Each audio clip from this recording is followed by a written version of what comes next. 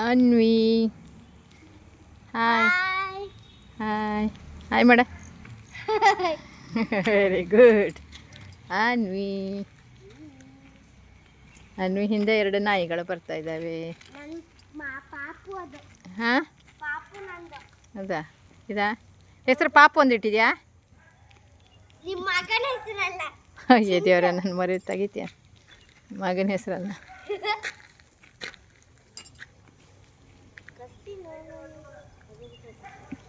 ಕೈಯಲ್ಲಂತ Anvi ice ಕ್ರೀಮಾ?